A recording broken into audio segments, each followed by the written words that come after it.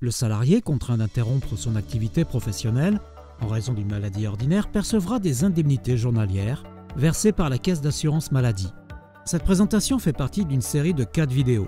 Dans les 3 autres vidéos, nous expliquons les formalités et les conditions d'obtention des indemnités, le mode de calcul des indemnités complémentaires versées par l'employeur et la visite de reprise à la suite d'une maladie ordinaire.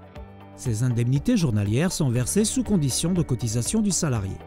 Le montant des indemnités varie en fonction du salaire et du nombre d'enfants de l'employé.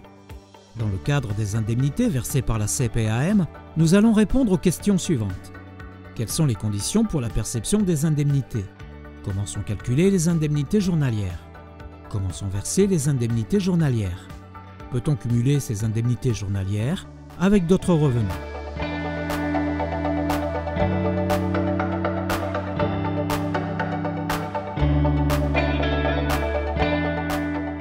Quelles sont les conditions pour la perception des indemnités? Pour un arrêt maladie de moins de 6 mois, les conditions à remplir au premier jour de l'arrêt sont d'avoir cumulé un minimum de 150 heures durant les 3 derniers mois précédant l'arrêt et d'avoir perçu au moins 1015 fois le montant du SMIC durant les 6 mois précédents.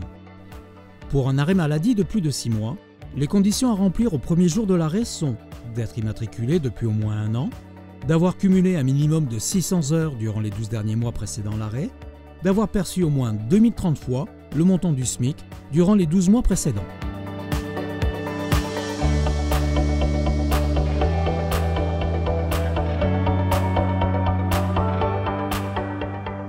Comment sont calculées les indemnités journalières? Le calcul des indemnités journalières est réalisé en 2 étapes. Tout d'abord, on calcule le salaire de référence, nommé salaire journalier de base. Puis à partir de ce salaire journalier de base, on calcule l'indemnité journalière. Pour calculer le salaire journalier de base, on additionne les salaires bruts des 3 derniers mois. Le salaire retenu ne peut être supérieur à 1,8 fois le SMIC, soit 2 623,54 €. On divise le résultat par 91,25.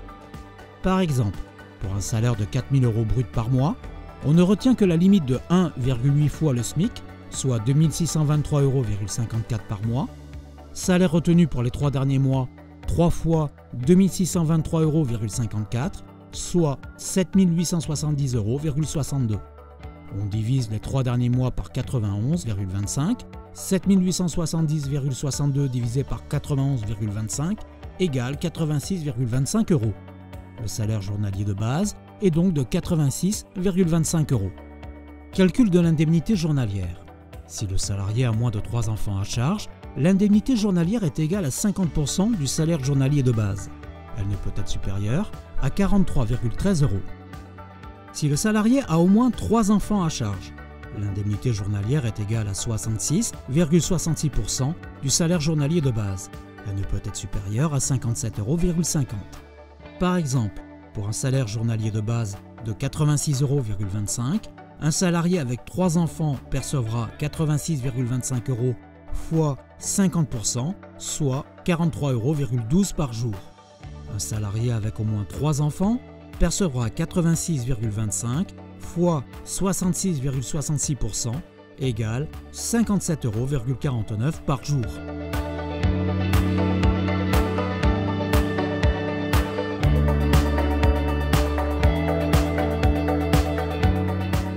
Comment sont versées les indemnités journalières? Tout d'abord, le délai de carence. L'indemnité est versée après un délai de carence de 3 jours, sauf en cas de nouvel arrêt maladie dans les 48 heures, sauf en cas d'arrêt successif pour une affection de longue durée.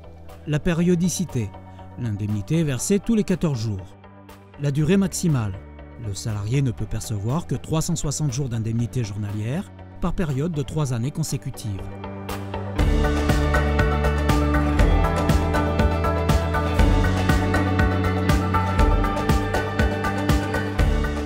Peut-on cumuler ces indemnités journalières avec d'autres revenus?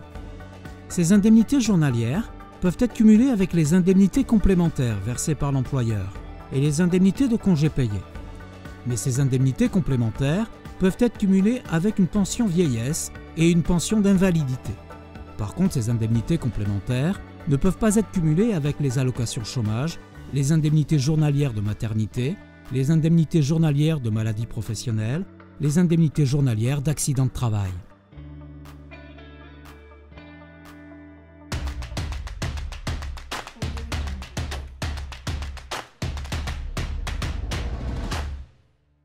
Vous souhaitez contrôler un salarié en arrêt maladie? Déclenchez dès à présent votre contrôle médical grâce au formulaire en ligne.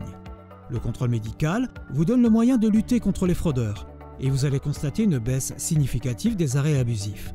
Le salarié contrôlé hésitera à utiliser un arrêt de manière excessive. Dans plus de 50% des cas, vous allez suspendre le versement des indemnités complémentaires. 100% des arrêts non justifiés sont signalés à la caisse d'assurance maladie.